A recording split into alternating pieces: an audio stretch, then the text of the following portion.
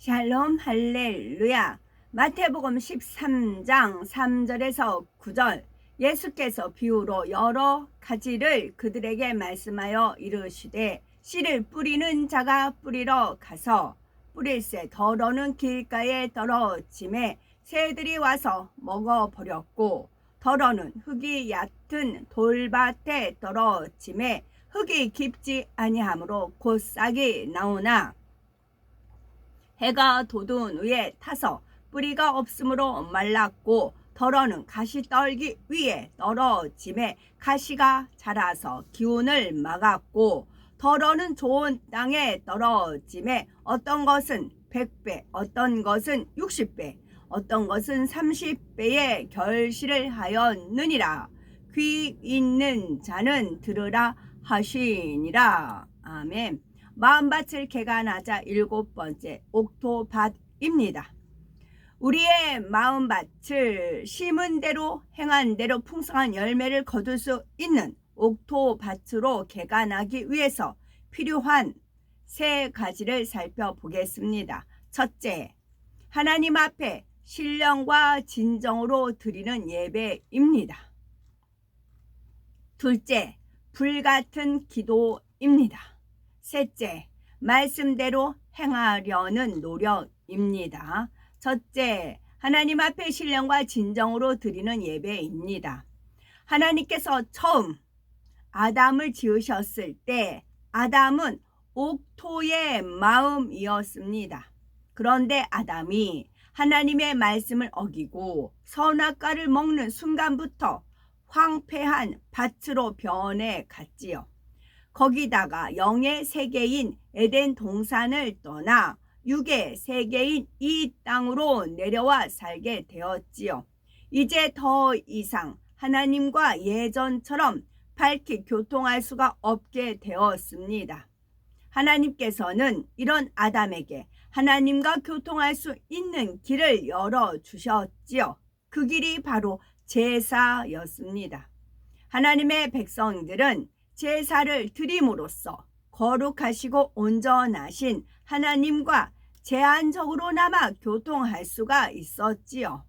아브라함이나 이삭, 야곱은 하나님 앞에 단을 쌓으며 하나님과 교통했습니다. 솔로몬은 1000번제를 드렸을 때 꿈에서 하나님을 만났고 큰 복을 받았습니다. 이스라엘 백성들은 제사를 드림으로써 하나님과의 교통을 가로막는 죄를 씻음 받았지요. 또 하나님의 백성으로 구별되어 하나님의 인도를 받았습니다. 오늘날에도 제사가 아닌 예배를 드립니다.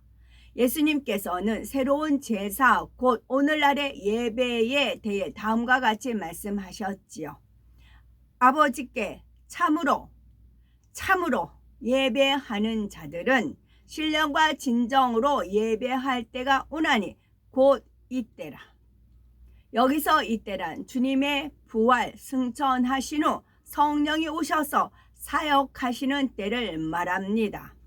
예수님은 자신을 화목 제물로 드려 하나님과 우리를 화목하게 하셨지요.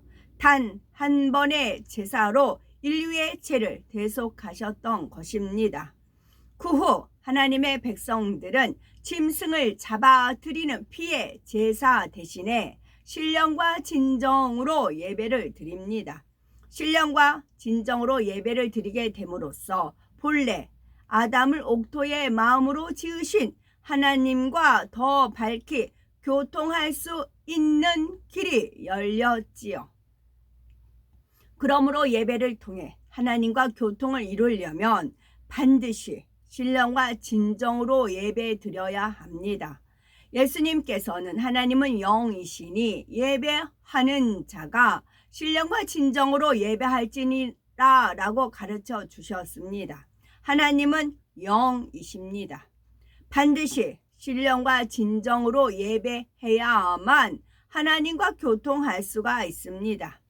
여기서 신령으로 예배한다는 것은 우리 안에 계시는 성령과 함께 마음 중심으로 예배 드리는 것을 뜻하지요. 성령의 감동, 감화, 충만함 속에 하나님 말씀을 듣고 양식 삼는 것입니다. 진정으로 예배한다는 것은 몸과 마음, 뜻과 정성을 다해 예배 드리는 것을 뜻하지요. 하나님을 사랑하는 중심으로 기도와 찬양, 예물 등 모든 행함에 기쁨과 감사의 향을 담아 드리는 것입니다. 이렇게 예배 드릴 때 성령의 도우심 속에 신속하게 옥토의 마음을 회복할 수가 있습니다. 신령과 진정으로 예배 드리는 사람과 그렇지 않은 사람은 마음밭이 개간되는 속도가 전혀 다릅니다.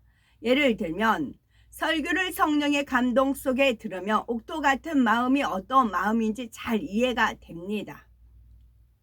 또 말씀에 비추어 자신의 마음밭의 상태를 잘 파악할 수가 있지요.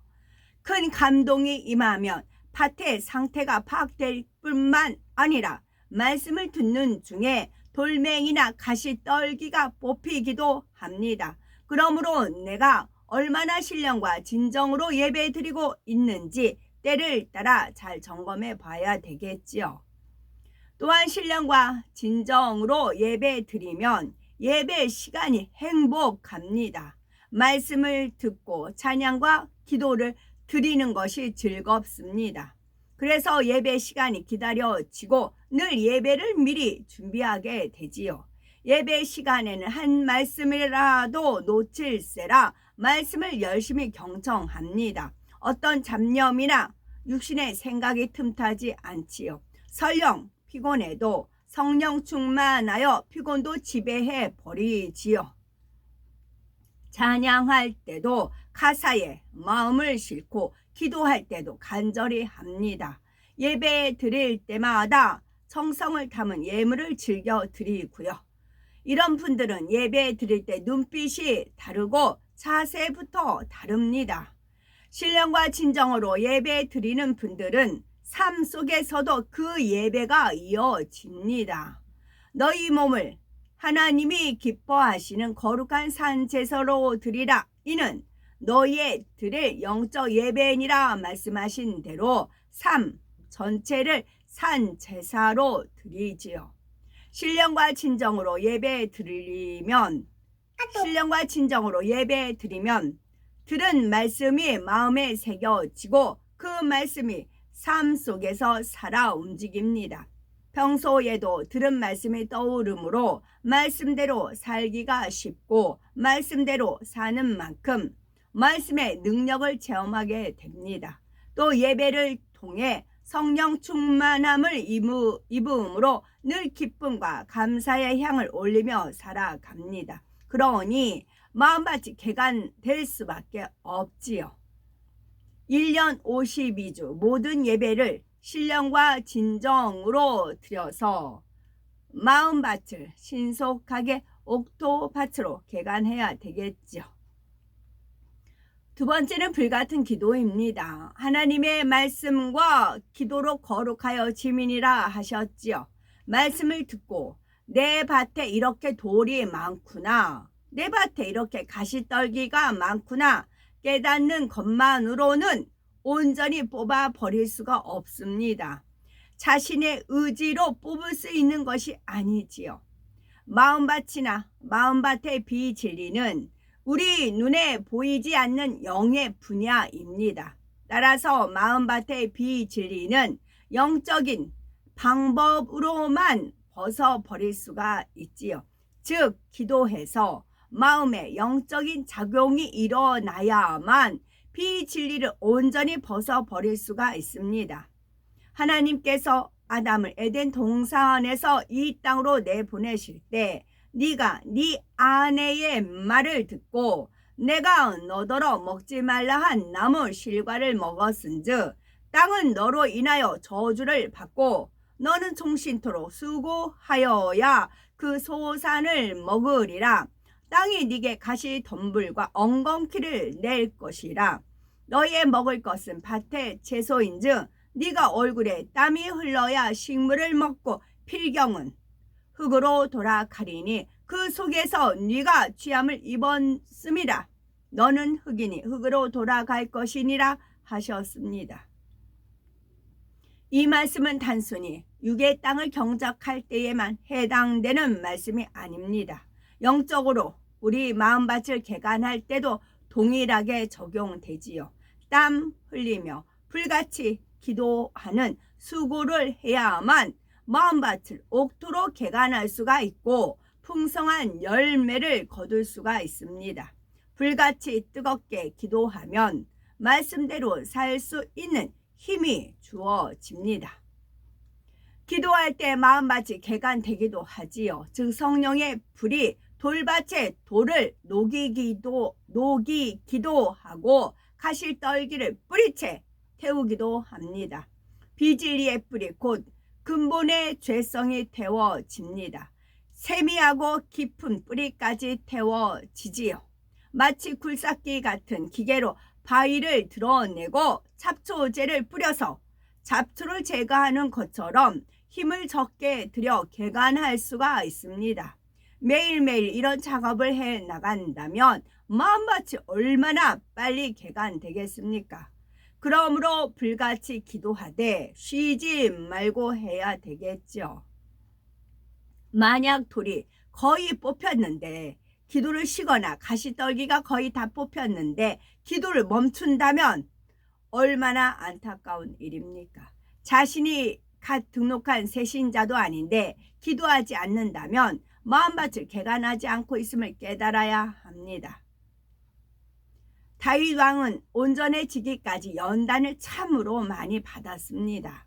그러나 모진 연단의 세월 동안에도 하나님 앞에 항상 기도했지요. 다윗은 여호와께서는 자기에게 간구하는 모든 자, 곧 진실하게 간구하는 모든 자에게 가까이 하시는도다 라고 고백합니다. 바로 이런 진실한 간구를 통해 그는 온전한 마음을 이룰 수가 있었습니다.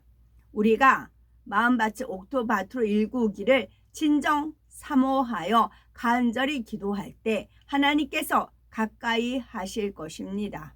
힘과 위로를 주시고 기도에 응답해 주시지요. 그러므로 완전한 옥토밭을 이룰 때까지 끝까지 간구하시기 바랍니다. 셋째, 끝으로 말씀대로 행하는 노력입니다. 신령과 진정으로 예배 드리는 것과 불같이 기도하는 것도 말씀대로 행하는 것입니다. 가장 기본적인 행함이지요.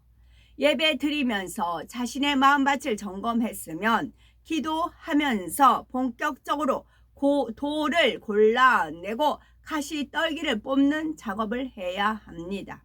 곧 하지 말라 버리라 하신 말씀대로 행해야 합니다. 형제를 미워하지 말라고 하셨으니 미워하지 않고 판단하지 말라 수군수군하지 말라 하셨으니 이런 비진리의 일들은 하지 않아야 합니다. 악을 버리라 하셨으니 악은 모양이라도 버려야 하고요. 그러면 돌밭이나 가시떨기 밭이 점점 옥토밭으로 바뀝니다. 이와 동시에 심는 작업을 해야 합니다. 하라 지키라 하신 말씀대로 행해야 하지요. 예를 들어 사랑하고 섬기고 충성해야 합니다. 돌밭을 개간하면서 거기에 밀을 심으면 점차 돌밭이 밀밭으로 바뀝니다. 가시떨기를 개간하며 포도나무를 심으면 서서히 포도밭이 되지요.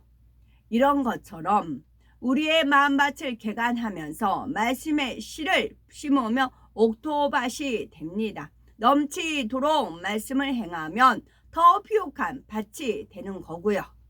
야고보서 2장 22절에 네가 보거니와 믿음이 그의 행함과 함께 일하고 행함으로 믿음이 온전케 되었느니라 했습니다.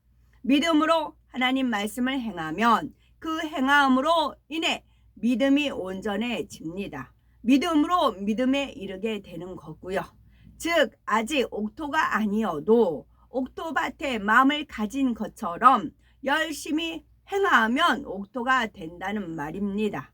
그러므로 항상 믿음, 소망, 사랑을 가지고 열심히 말씀대로 행하는 우리가 되어야 되겠고 누가복음 8장 15절에 내일이 8월 15일이네요. 8장 15절에 좋은 땅에 있다는 것은 착하고 좋은 마음으로 말씀을 듣고 지키어 인내로 결실하는 자니라 말씀했습니다. 이처럼 옥토밭의 마음은 착하고 좋은 마음으로 말씀을 지킵니다. 말씀대로 행하는 것이 어렵다. 왜 이렇게 좁은 길을 가야 할까? 이런 마음을 품지 않지요. 가장 보배로운 새 예루살렘을 주시려는 아버지 하나님의 마음을 느끼기에 기쁘게 말씀을 지킵니다. 우리가 이런 착하고 좋은 마음을 이루려면 인내가 필요합니다. 찌는 더위와 때때로 몰아치는 비바람을 견딘 농부만이 30배, 60배, 100배의 결실을 거둘 수가 있지요. 순간순간 잘 인내하며 부지런히 일하면 반드시 수확의 계절이 옵니다. 조금 더 힘을 내셔서 개인적으로도 수확의 시기를 맞이하고 신령과 진정으로 예배하고 불같이 기도하며 열심히 말씀을 지켜 행하면 그 때가 당겨집니다. 그러므로 옥토밭에 착하고 좋은 마음을 이루어 빛의 열매, 성령의 열매, 영의 열매를 비롯하여 영육 간의 풍성한 열매를 맺고 또한 새 예루살렘성 아버지 보좌 앞에 올려드리는 우리가 되셔야 되겠습니다. 아멘.